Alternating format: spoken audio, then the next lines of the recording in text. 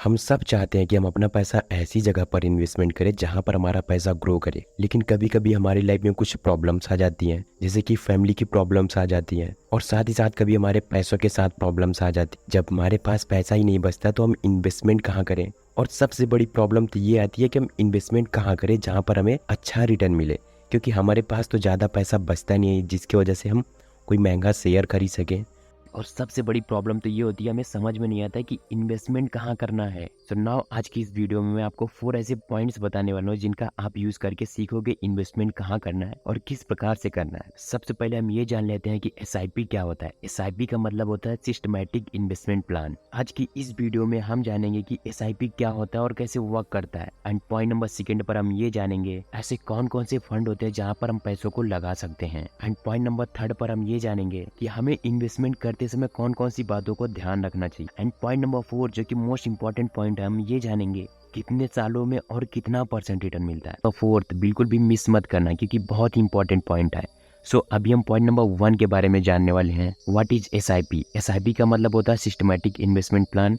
यह बहुत ही powerful method होता है अपने पैसों को इन्वेस्ट करने के लिए। जो सबसे इंटरेस्टिंग बात है, इसके जरिए आप लॉन्ग टाइम में अच्छा खासा रिटर्न भी जनरेट कर सकते हो। और आप एसआईपी में म्यूचुअल फंड या फिर इंडेक्स फंड में भी इन्वेस्टमेंट कर सकते हो। अगर आपके पास बहुत ज़्यादा नॉलेज नहीं है स्टॉक मार्केट क्या होता है, स्टॉक मार्केट कैसे काम करता है, आपके पास इतना ज़्यादा टाइम नहीं है कि आप स्टॉक मार्केट के ऊपर रिसर्च कर सको, आप रिस्क नहीं लेना चाहते हो, आपके पास पैसे भी कम है, तो सबसे बेस्ट ऑप्शन होता है आपके लिए एसआईपी। क्योंकि यहाँ पर आपका पैसा कोई एक्सपर्ट मैनेज करता है जिसको इन सारी चीज़ों की जानकारी होती है, जिनका यही काम है कि हम अपने पैसे को कहाँ पर इन्वेस्टमेंट करें जिससे ग्रो करें। तो वो लोग आपके पैसों को हैंडल करेंगे जिसकी वजह से आपको प्रॉब्लम नहीं आएगी। दोस्तों, मार्केट में एक म्यूचुअल फंड नहीं होते हैं, बहुत सारे म्यूचुअल फंड होते हैं जहाँ पर हम अपने पैसे लगा सकते हैं और उनके कुछ रूल्स होते हैं जिनकी सारे रूल्स अलग अलग होते हैं। सो नाउ अगर आपको इन्वेस्टमेंट की जर्नी शुरू करना है तो बहुत ज़्यादा जरूरी है कि आपके पास डीमैट अकाउंट होना चाहिए। तो डीमैट अकाउंट अगर आप खोलना चाहते हो, इन्वेस्टमेंट करना चाहते हो, तो उसका लिंक वीडियो के नीचे डिस्क्रिप्शन बॉक्स में मिल जाएगा या फिर पिन कमेंट में मिल जाएगा। आप वहां से जाकर के डीमैट अकाउंट ओपन कर सकते हो। नाउ दोस्तों, आई होप कि आपने डिसाइड कर लिया होगा कि कौन से फंड में हमें इन्वेस्टमेंट करना है। देखो, इन्वेस्टमेंट करने के लिए ना बहुत ही सिंपल सा फार्मूला होता है कि आप अपने पेमेंट को ऑटो मोड पर सेट कर दो।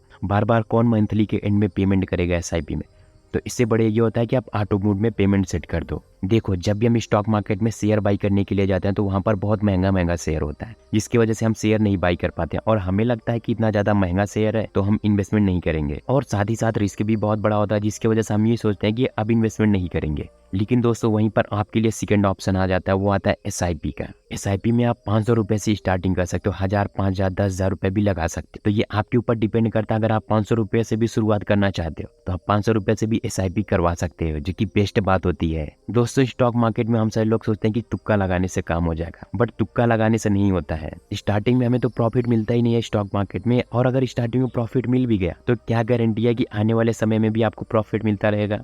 लॉन्ग टाइम की कोई गारंटी नहीं है। शॉर्ट टर्म में आप स्टॉक मार्केट से भले अर्निंग कर लोगे, लेकिन अगर लॉन्ग टाइम में आपको अच्छा गेम खेलना है तो आपके लिए SIP one of the best option होता है। बिकॉज आपको यहाँ पर कंपाउंडिंग रिजल्ट मिलता है जिसकी पावर बहुत ज़्यादा होती है। चलो अब हम समझते हैं कि कंपाउंडिंग की कितनी ज़्यादा पावर होती है। Let's talk about power of compounding. Power of compounding में कितना पावर होता है हम ये समझते हैं। दोस्तों, इसकी एक बहुत ही फेमस कहानी है। अकबर ने अपने दरबार में यह खबर फैला दी कि दो बहुत ज्ञानी व्यक्ति टहल रहे हैं जिनका ज्ञान बीरबल से भी कई गुना ज्यादा है। अकबर ने बीरबल से यह कहा कि दोनों ज्ञानी पुरुष को बुलाया जाए और दोनों की परीक्षा लिया जाए। तभी उस भरे दरबार में ज्ञानी पुरुषों को बुलाया जाता है दोनों को, और दोनों के सामने एक शर्त रखी जाती है। पहली शर्त ये होती है कि 1 करोड़ सोने की सिक्का लेना आप पसंद करोगे। तो दोनों ज्ञानी व्यक्ति में जो पहला व्यक्ति था उसने एक्सेप्ट कर लिया कि हाँ, हम 1 करोड़ सोने की सिक्का लेने के लिए तैयार है, और वह दूसरा ऑप्शन सुना भी नहीं। और वहीं पर जो दूसरा व्यक्ति था वह पूरा बात सुना। दूसरे में यह शर्त थी कि आपको हर दिन उसका डबल सोने का सिक्का दिया जाएगा। तो दूसरे वाले ज्ञानी पुरुष ने दूसरी शर्त मंजूर कर ली। पहले वाले व्यक्ति को तो 1 करोड़ सोने के सिक्का मिल गया, और वहीं पर जो दूसरा व्यक्ति था उसको हर दूसरे दिन उसका दुगना सिक्का मिल रहा था। जैसे 2 का 4, 4 का 8, 8 का 16, इस तरीके से कंपाउंड होते हुए चला जा रहा था। इसी तरीके से हम 10 दिन बाद देखते हैं तो फिर 512 सिक्के हो जाते हैं, और हम 15 दिन बाद देखते हैं तो 16,000 सिक्के हो जाते हैं, और इसी चीज को हम 20 दिन बाद देखते हैं तो 5 लाख सोने के सिक्के हो जाते हैं, और इसी चीज को हम 30 दिन बाद देखते हैं तो उनके पास 53 करोड़ सोने के सिक्के हो जाते हैं, जो कि एक बहुत बड़ा नंबर होता है। ये होती है पावर ऑफ कंपाउंडिंग, जिसको समझना आपके लिए बहुत ज्यादा जरूरी था। सेम इसी प्रकार से हमारे एसआईपी के साथ भी होता है।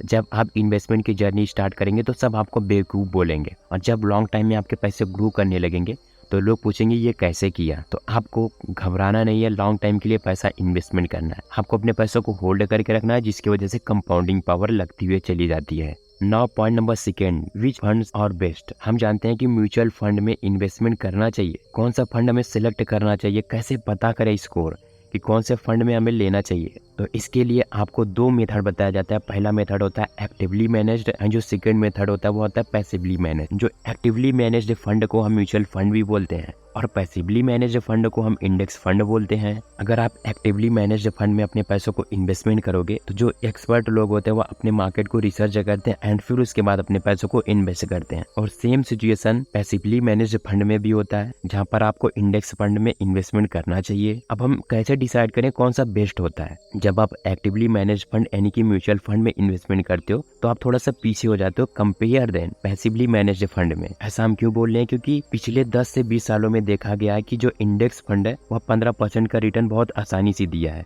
तो ये आपके लिए बेस्ट है। इसका मतलब ये बिल्कुल भी नहीं कि म्यूचुअल फंड आपके लिए अच्छा नहीं है, नहीं। प्रॉब्लम ये है जब भी आप म्यूचुअल फंड में इन्वेस्टमेंट करते हो तो आपको एग्जिट चार्जेस देना पड़ता है, लेकिन वहीं अगर आप इंडेक्स फंड में इन्वेस्टमेंट करते हो तो आपको एग्जिट चार्जेस नहीं लगता है, वरना जब आप विड्रॉल करोगे तो आपको अलग से चार्जेस देना पड़ेगा। और जो तीसरा सबसे बड़ा डिफरेंट होता है वो होता है एक्सपेंसेस रेशियो का। अगर आप एक्टिवली मैनेज फंड में इन्वेस्टमेंट करते हो तो 0.5% का रेशियो आता है, अगर वहीं पर आप इंडेक्स फंड में इन्वेस्टमेंट करते हो तो आपके जो एक्सपेंसेस रेशियो हुआ 0.1% से 0.3% तक होता है, जो कि मेरे अकॉर्डिंग बहुत ही कम है। तो आई थिंक आपके लिए पैसिवली म्यूचुअल फंड यानी कि इंडेक्स फंड में इन्वेस्टमेंट करना चाहिए। एंड पॉइंट नंबर थर्ड में हम ये जानने वाले हैं कि व्हाट आर द रिटर्न्स, कि रिटर्न से क्या क्या है। देखिए आपके जो रिटर्न्स होते हैं वो पूरे इस पर डिपेंड करते हैं कि आपने कितना अमाउंट इन्वेस्टमेंट किया है और कितना टाइम के लिए आपने किया है। मार्केट कंडीशन के अकॉर्डिंग आपको रिटर्न मिलता है, तो जितना टाइम तक आप होल्ड करके रखते हो और कितना अमाउंट आपने दिया, इसी के ऊपर डिपेंड करता है आपका रिटर्न। दोस्तों इसकी सबसे बेस्ट बात यह होती है कि आप ऑटोमेटिक पेमेंट कर सकते हो।